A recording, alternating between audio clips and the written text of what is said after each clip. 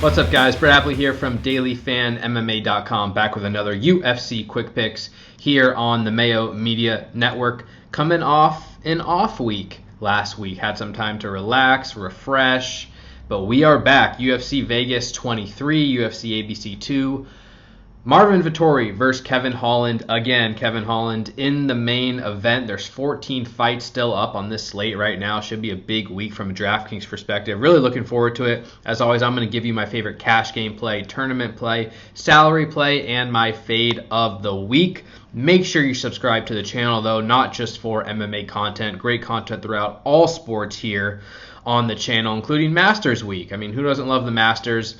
For MMA, you got the Dogger Pass podcast. Paul Shaughnessy, Cody Safdie, Mad Lab does his main event breakdown, and I'm here for the quick picks. So without further ado, let's get into my favorite cash game play of the week. Who is the main event favorite? Marvin Vettori at 9.6K. All right, my cash game play this week, Marvin Vettori at 9.6K. As mentioned, the main event favorite. He is minus 345 against Kevin Holland, who's taking this fight on short notice. Holland, of course, was the main event favorite himself against Derek Brunson only a few weeks ago and put up a miserable performance. Just basically talked trash throughout 25 minutes while he was getting beaten up, taken down. Got taken down 6 times in that fight, gave up more than nearly 17 minutes of control time, which is just inexcusable. But he is here to redeem himself, and I do think Holland has like a path to victory. He's still a dangerous striker. He's still long and lengthy. But I respect the game of Vettori, and I think Vettori is maybe a dark horse for to be a future champion in this division, quite frankly. He has a decent striking game, a decent wrestling and grappling game.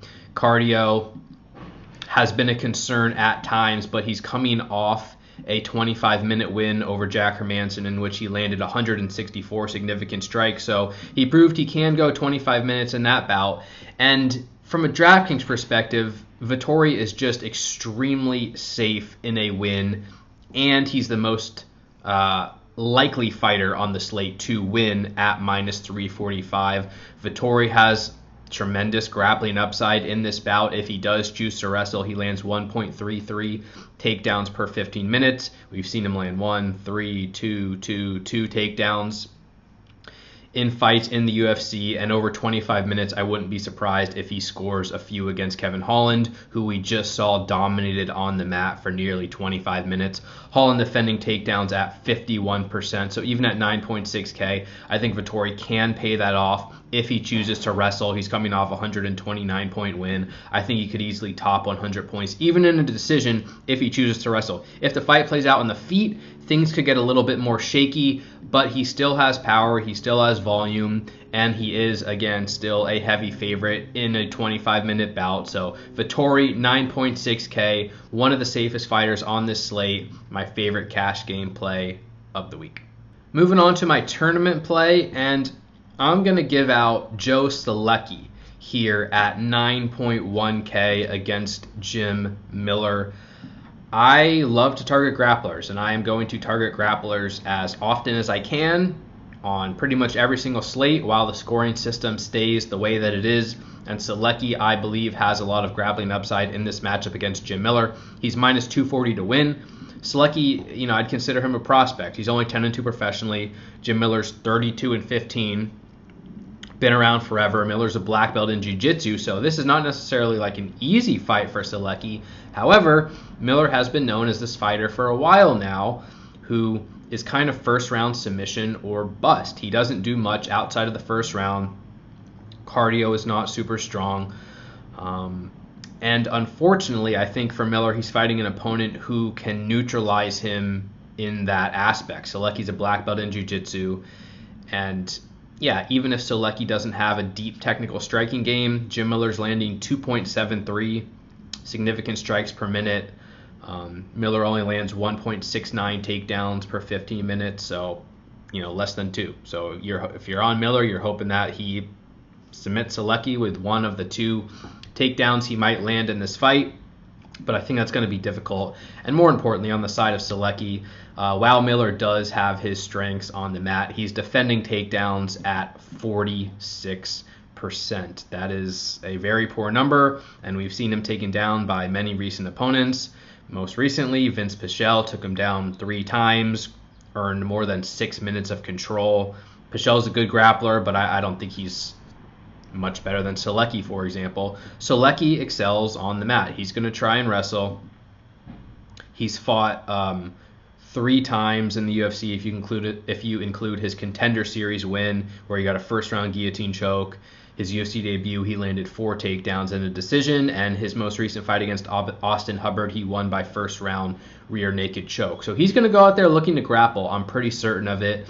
And grappling just scores so well on DraftKings. If Selecki wins, I'm not saying he's locked to win, but if he wins, I think he's going to land at least a few takedowns. I think he's going to earn many minutes of top control time, and I think he can land non-significant strikes as well. In that fight against Matt Wyman, for example, Selecki earned more than 12 minutes of control, 56 significant strikes, but 177 total strikes, which tells you he is active as a ground and pound artist. At 9.1K, Selecki just has a ton of grappling upside for me, and that's why he is my tournament play of the week. Moving on to my salary play. I'm going to give out Mike Perry here at 7.4K. There's a number of underdogs who have potential, especially in the upper 7K range. Perry I like as a value to some degree because he's only plus 135 to win against Daniel Rodriguez, so he's still the underdog, but plus 135 is a decent value for 7.4K, and those who've followed MMA for a while know, Mike Perry historically is a knockout artist. He has some, not mental issues, but he has his struggles outside of the cage, we'll say, and you never quite know what form he's going to come in with, but this dude hits extremely hard, and so he has that built-in upside of when he wins, it's often through damage, and damage scores well on DraftKings, especially at 7.4K. This guy has knockout upside in every fight. We haven't seen him win by knockout recently, but he's only plus 265 inside the distance in a matchup that's minus 130 to end inside the distance, and he's facing an opponent in Daniel Rodriguez, who I do favor Rodriguez, by the way. I think Rodriguez has a path to victory against Perry in the same manner that Tim Means had a path to victory against Perry, just sticking at range, landing the higher volume. That's how Tim Means beat Perry. But, Rodriguez is a bit more willing to exchange, I would say, and it was only 2 fights ago where he was dropped by Dwight Grant in the first round and almost knocked out, and that turned into one of the comeback performances of the year. I'm not saying that means Rodriguez can't take a punch or he's super chinny, but I think Perry's going to have some moments in this fight. I don't think he's going to get completely outclassed from start to finish, and those moments have potential to lead to a knockdown, to a knockout. That's probably Perry's best path to victory. So at 7.4K, I'm willing to take the chance. It's not like we're paying 8.8K for Mike Perry. He must land a knockdown to meet value. He's 7.4K, only plus 135 to win, plus 265 inside the distance. Yeah, he doesn't have a great floor, but I think he has a high enough ceiling to target, especially as a salary play on this slate. So there you go. Mike Perry is my salary play of the week. Finally, my fade of the week, I'm going to give out Impa Kasanganay at 9.5K, and this pretty much just comes down to the price range. For me, I think Kasanganay has some knockout upside. He's a good athlete, and he's fighting an opponent who's fairly hittable, fairly inexperienced. So I wouldn't be shocked by a good result from Kasanganay here. But I don't think I can pay 9.5K for him, especially as we already talked about Vettori at 9.6K, who I prioritize, and we talked about Joe Selecki at 9.1K, who I prioritize. There's fighters all throughout the 8K range who have KO upside, just like Impa does. Jung, Yusuf, Saldana, Shore's grappling upside. Rodriguez has knockout upside. Bahamundes has knockout upside. Marquez has knockout upside. And then at the very top, De Castro right below Impa at 9.4K has the best inside distance line on the entire slate. So I think not only does Impa need a finish, he needs a big score to end up on the optimal lineup. He could go out there, get a knockout, score 105 points, and then still not even make the optimal lineup if Vettori wins and Selecki wins and Castro wins, for example. So there's not a ton of risk in fading Impa because there are so many other options on this 14-fight slate that I think can score well. I don't think we're going to see, a low-scoring event over the course of the night. I think several fighters are going to come through with big scores, and I'm less willing to pay that big number on Impa at 9.5K. He is coming off a knockout loss of his own, KO of the year against Joaquin Buckley. And other than that, he's shown to be a decent striker at range, but he's very green. He's only been fighting professionally for a couple years. Does he have upside on the slate? Yes, but at plus 290 inside the distance at 9.5K, I just don't think I'm willing to pull the trigger on this particular slate. So Impa Kasanganay is going to be my fade of the week. There you have it, guys. Another UFC Quick Picks here on the Mayo Media Network. Make sure you subscribe to the channel, like the video, comment below who your favorite DraftKings play of the week is. DailyFanMMA.com for all your DraftKings breakdowns needs. We got full breakdowns of every fight on the slate. That's up right now, more than 15,000 words.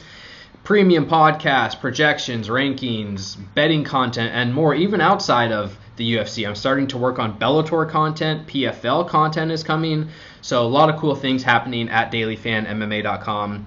You can follow me over there if you want to support, or on Twitter at Brett Appley, @TTP. Best of luck in your contest this week, guys. Stay safe. Take care. Talk to you soon. Peace.